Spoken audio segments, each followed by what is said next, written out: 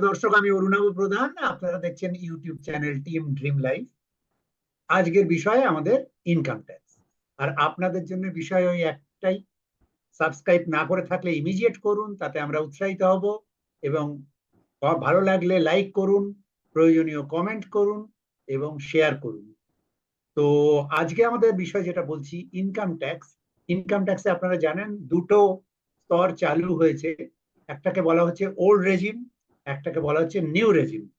এই পুরনো ব্যবস্থা আর নতুন ব্যবস্থার মধ্যে কি ডিফারেন্স এবং তাদের তাৎপর্য কি, এই ব্যাপারে আলোচনা করব। ড্রিম লাইফ অ্যাডভাইজারির কর্ণধার শুভ্রকান্তি দাসকে ডেকে নিচ্ছি। শুভ্র, ওয়েলকাম। ইনকাম ট্যাক্সের এই পরিবর্তন অনেকের কাছেই ধোঁয়াশা রয়েছে এখনো। কাজেই তুমি একটু আমাদের ব্যাখ্যা করো যে ওল্ড রেজিম কি, নিউ রেজিম কি, সুবিধে কি, অসুবিধে কি, একটুখানি ছোট্ট করে বলো। একদমই। অ্যাকচুয়ালি আমাদের যারা এই মুহূর্তে ইনকাম ট্যাক্সের যে নিয়ম আছে, তো সেখানে ক্ষেত্রে আমাদের যারা স্যালারিড বা যারা বিজনেসম্যান বা যে ক্ষেত্রে যেটা সবথেকে বড় ব্যাপার হচ্ছে, ধরো যারা স্যালারিড আছে সেই সেগমেন্টটাতে তো পুরোপুরি ট্রান্সপারেন্ট বা দেখা যায়, কিন্তু বিজনেস সেগমেন্টের ক্ষেত্রে কি হয়, ম্যাক্সিমাম জায়গায় বিজনেসের তো অ্যাকচুয়াল ইনকামটা ওইভাবে রিফ্লেক্ট হয় না। তো সরকার প্রচেষ্টা করছে যাতে ম্যাক্সিমাম লোককে আমাদের এই এর মধ্যে আনানো যায়, যাতে গভর্নমেন্ট একটা ভালো রেভিনিউ পায় এবং সেটা আমাদের সারা ভারতবর্ষে বিভিন্ন খাতে খরচা হবে, যে যে খাতগুলোতে ওরা খরচা করে। আমাদের ডিফেন্স বা আমাদের মেডিকেল সেগমেন্ট অনেকগুলোই আছে, যেটা শিক্ষা, এগুলো মেইন জায়গা। তো আমাদের ক্ষেত্রে বেসিক কিছু চেঞ্জেস এসেছে, আমি জাস্ট পয়েন্ট গুলো বলে দেবো। এবং আমরা ড্রিম লাইফ অ্যাডভাইজারি প্ল্যাটফর্ম থেকে আমরা জুন মাসে একটা এর প্রোগ্রাম করেছিলাম, আমাদের একজন স্পেশাল হ্যাঁ, গেস্ট এসেছিলেন এবং সেখানে কোশ্চেন অ্যান্সারের মাধ্যমে পুরো ডিটেলটা ওখানে আছে, একটা বড় ভিডিও। তো আমরা একটা ছোট ভিডিওর মধ্যে জাস্ট গ্লিমসেস শেয়ার করার চেষ্টা করছি, যাতে জাস্ট বেসিক ব্যাপারটা জানানো, কি তার স্ল্যাব গুলো আছে এবং বেসিক ডিফারেন্সটা কি একটা ছোট্ট করে বলছি। আমি প্রথমে ওল্ড রেজিমটা বলে দিই। ওল্ড রেজিমে আমাদের যেটা আগে ছিল অ্যাকচুয়ালি, সেখানে যে স্ল্যাবটা ছিল সেটা হচ্ছে যে 0 থেকে আপ টু 2.5 লাখ টাকা যদি কোনো কারোর ইনকাম থাকে, সেখানে ক্ষেত্রে কোনো ট্যাক্স লাগবে না, মানে নীল ট্যাক্স। এরপরে যে স্ল্যাবটা ছিল সেটা হচ্ছে 2.5 লাখ থেকে 5 লাখ পর্যন্ত। সেই স্ল্যাবেতে ছিল 5%, মানে হচ্ছে যদি 2.5 লাখের উপরে যতটুকু ইনকাম থাকবে তার উপরে স্ট্রেট হইতে 5% ক্যালকুলেট করলে যত অ্যামাউন্ট হবে সেটাই তাকে ট্যাক্স পে করতে হবে। এটা ছিল আমাদের তারপরে স্ল্যাব। তারপরে স্ল্যাব যেটা ছিল সেটা 5 লক্ষ থেকে 10 লক্ষ টাকা। এর স্ল্যাব ছিল হচ্ছে 20%। তার মানে আমাদের যে আপ টু 5 লাখের স্ল্যাবের ট্যাক্স ছিল 12,500 টাকা, এবং 5 লাখের উপর থেকে যে ইনকামটা হবে তার উপরে স্ট্রেট হইতে 20% ক্যালকুলেট করলেই এখানে আমরা পেয়ে যেতাম তার কত ট্যাক্স পেবল হবে। এরপরে যে স্ল্যাবটা ছিল সেটা যে 10 লাখ এন্ড অ্যাবাভ, তার জন্য ছিল 30% এবং তার সারচার্জ এখানে 1,12,000 টাকা আপ টু 10 লাখ ট্যাক্স। তার সাথে তার উপরে যে স্ল্যাবটা তার জন্য 30% ধরে তার সাথে সারচার্জ অ্যাড করে আমরা ওখানে ট্যাক্সটা ধরা হতো। তো এই পুরো এই ব্যাপারটার উপর থেকে কিন্তু ইনকামটাকে আমাদের ইয়ে করা যেত, বাঁচানো যেত ট্যাক্সের। আমাকে এখানে স্ট্যান্ডার্ড ডিডাকশন যেটা আমাদের 80C সেকশনে, যেটার মধ্যে লাইফ ইন্স্যুরেন্স, তারপর মিউচুয়াল ফান্ড, আমাদের ইএলএসএস স্কিম, এছাড়া পিপিএফ, এছাড়া আমাদের হাউজিং লোন, তো যে যেগুলো থাকে সেগুলোর ক্ষেত্রে ছিল। এছাড়া আমাদের মেডিক্লেমের ছিল 80D, যেখানেতে আপ টু 25,000 বা 50,000 অ্যাজ পার তার অ্যাপ্লিকেবল ছিল। এছাড়া আমাদের আরেকটা ছিল আমাদের এনপিএস, ন্যাশনাল পেনশন স্কিম। তো যেগুলো কিন্তু পুরোটাই কিন্তু আমাদের ওল্ড রিজমেতে এটা ডিডাকশনটা পাওয়া যেত, এবং ওই ডিডাকশনটা পাওয়ার পরেই ইনকামটা ক্যালকুলেট করে তার ট্যাক্সেশন ধরা হতো। এবার এটাকে সিম্পলিফাই করার জন্য আমাদের নতুন যে রিজনটা এসছে, তাতে কিন্তু এই যে পুরোনো 80C 8080 এগুলোকে অ্যাবলিশ করে দেওয়া হয়েছে এবং বলেছে এগুলোর কোনো বেনিফিট পাওয়া যাবে না। সেখানে যাই ইনভেস্ট থাক না কেন, স্ট্রেট ওয়েতে যা তার ইনকামের উপরে ক্যালকুলেশন হবে সেই অনুযায়ী তাকে ট্যাক্স দিতে হবে। তার জন্য স্ল্যাব গুলোকে একটু বাড়িয়ে দেওয়া হয়েছে। যেমন এখানে করে দেওয়া হচ্ছে একদম আপ টু 3 লাখ, কোনো যেটা আগে 2.5 লাখ ছিল 3 লাখ পর্যন্ত নীল, কোনো কিছু লাগবে না। 3 লাখ থেকে 6 লাখ 5%, 6 লাখ থেকে 9 লাখ 10%, 9 লাখ থেকে 12 লাখ 15%, 12 লাখ থেকে 15 লাখ 20%, 15 লাখ এন্ড অ্যাবভ 30%।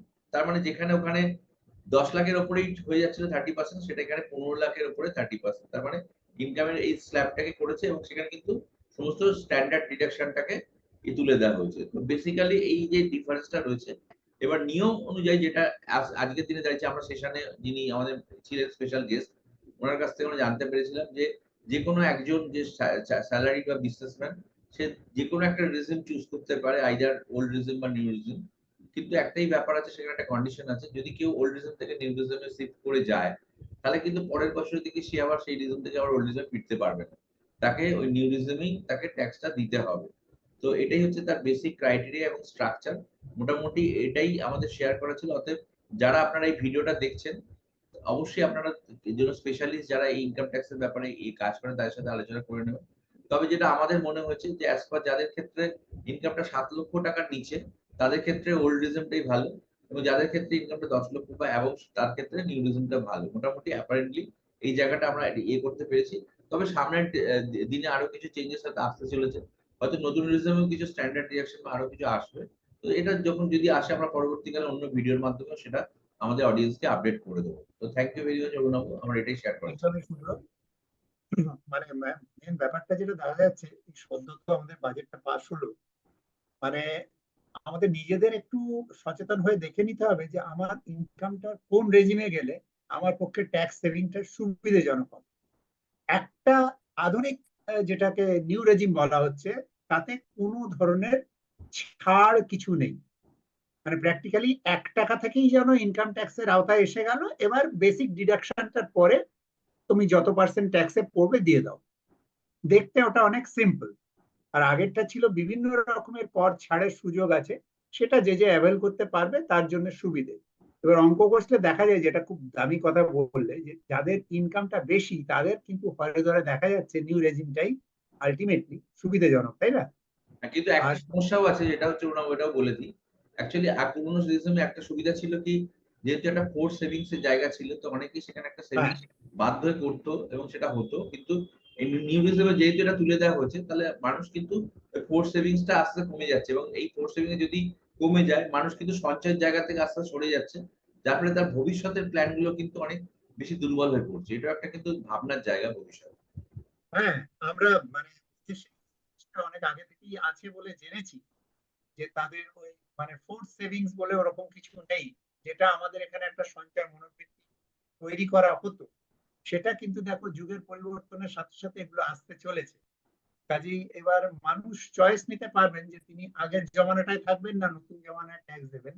আমরা যেটা দর্শককে বলতে পারি, আমাদের এই চ্যানেল থেকে আগামী দিনে এই ধরনের অনুষ্ঠান তো হবেই, তাছাড়াও আমরা একটা চিন্তা ভাবনা রাখছি যে কিভাবে এই ট্যাক্সের সম্বন্ধে মানুষকে আরো কিছু মূল্যবান পরামর্শ দেয়া যায়, যেগুলো তাদের কাজে লাগবে। এগুলো আমাদের পাইপলাইনে আছে এবং এগুলো সবই আপনারা সময় মতো জানতে পারবেন। ততক্ষণ অবধি আমাদের সাথে থাকুন।